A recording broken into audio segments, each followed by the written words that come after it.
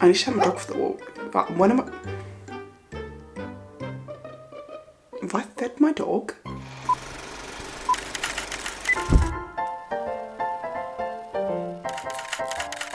You're probably here today because you think you have ADHD and you know nothing about the condition, and somehow you've come across my video because the infamous YouTube algorithm has decided to throw me a bone. Or you know you have ADHD or in the process of being diagnosed and have first-hand experience on how debilitating the condition can be. But still, if someone asked you about your ADHD struggles, you probably wouldn't be able to explain them in depth with great scientific accuracy. So you are here wanting to learn, which I am for. And if you know you have ADHD, I really truly think you owe it to your future self to better understand the condition and how it impacts your life, to understand the impairments that ADHD can cause, so you can then create strategies and use tools to stop them negatively impacting your life going forward. Thus, in today's video, I'm going to do a whistle-stop tour on executive functioning. I'll briefly discuss what executive functioning is, and hopefully this will give you an idea and spark interest into then looking into the executive functions and how the areas of executive impairment affect you. You can then identify your weakest area of executive impairment, where your strengths lie, because the only way you can manage ADHD and its impairments are by understanding it.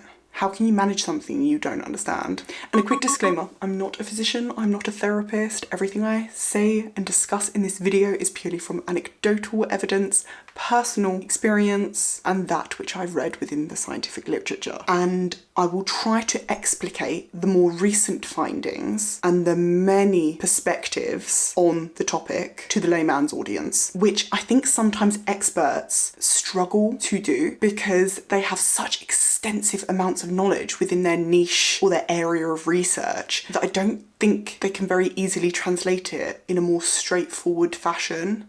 So what is executive functioning? So executive functions are mental abilities in the brain's frontal lobe within 4 major circuits, so frontal lobe. And neuropsychologists say that there are 7 different types of executive functions. And these mental skills, these 7 skills, work in concert to allow us to regulate and control our behaviour, thoughts, and emotions. All of these executive functions work together to enable adequate self-control and self-regulation. And this self-regulation is essentially your ability to control and manage your internal experiences. They allow us to wisely use the time created between thought and subsequent action to evaluate and choose the best possible behaviour in the situation. We use these functions to monitor our behaviour, stop ourselves, think things over, and guide our behaviour while simultaneously controlling our emotions and motivations. Essentially,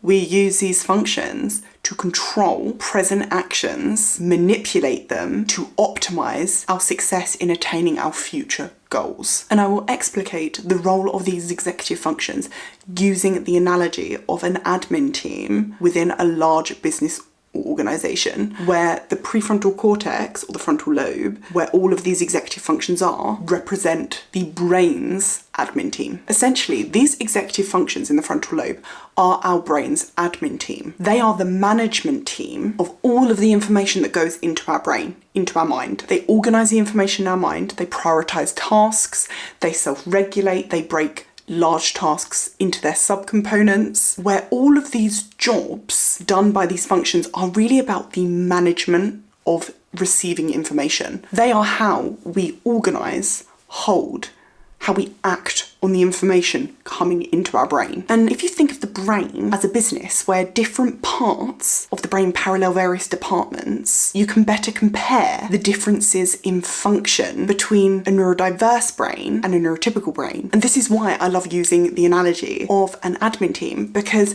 when you think of a busy office, a good admin team is the difference between everything running smoothly and things being absolute chaos. You can have fantastic staff that are good at what they do, but if they have too much information coming in and they cannot manage, process, organise, that information, the system will struggle and become extremely overwhelmed. And the brain, like a CEO of the business, needs the ability to delegate the tasks of managing this information to individuals within the admin team, where managing the information is their job. It's their only job to do. And the executive functions in the brain do this job. And this is extremely important for individuals who are autistic or ADHD because their executive functioning teams are often under-resourced compared to that of a neurotypical. They have too few people, or they have the right amount of staff, but they're not very good at what they do. Whereas in a neurotypical brain, the admin team is a part of the brain that usually receives a large chunk of funding and is usually often well-resourced. And unfortunately, this will cause issues and many difficulties for autistic and ADHD individuals because the neurotypical world assumes a super well-stocked and resourced admin team as the normal. So that is the assumption of functioning. What does this mean for you, an individual with ADHD, with ASD, with executive dysfunction? It means you probably struggle to prioritize tasks and information coming into your brain. You struggle to prioritize in order of importance, making sure the order is hierarchically in sync with future goals and deadlines. It means you probably struggle to break large tasks down into their smaller subcomponents. However, I feel like there is a caveat with this because depending on whether you have a singular diagnosis of ADHD or ASD or a comorbid diagnosis of both, or will depend on, will impact this, because if you've got purely ADHD, I think you'll relate to the struggle with breaking large tasks into their subcomponents. Whereas if you're autistic, you may almost struggle with being too efficient at it, if that makes sense, where you've broken the task into too many subcomponents. You've gone into too much detail to the point of overwhelm and you don't know what to prioritize because you view every detail as important because, same, degrees are hard because of this. Like, everything on the internet is important, all research is important. And you probably struggle with things like self-management relative to time, planning, self-motivating, self-organising, inhibiting your actions and emotions. All of these impairments are caused by executive dysfunction. What does executive dysfunction actually look like? What symptoms do impaired executive functions cause? What do you struggle with? Well, these executive skills can be categorised into 5 major areas of executive impairment that most probably impact your life a lot. And if you do have a neurodevelopmental condition, such as ADHD, ASD, or both, you probably struggle with the following: poor self-management relative to time, planning, and goals, poor self-organisation, problem-solving, and working memory, poor self-restraint or poor inhibition, which is basically your ability to stop yourself and think before you act, poor self-motivation, so you find it extremely difficult to motivate yourself and defer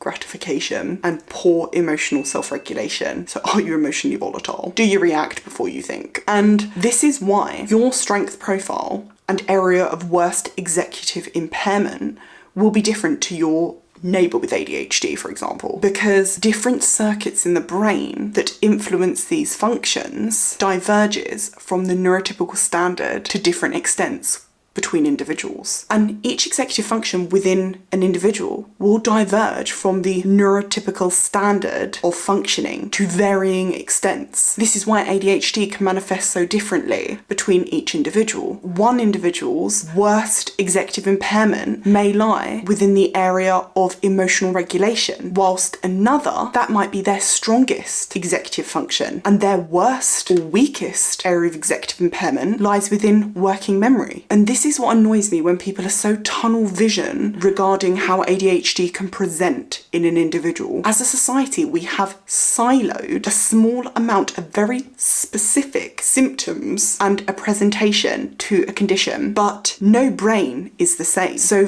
why would a condition involving the brain manifest precisely in the same way in each individual? Like, it makes no sense. Like, logic.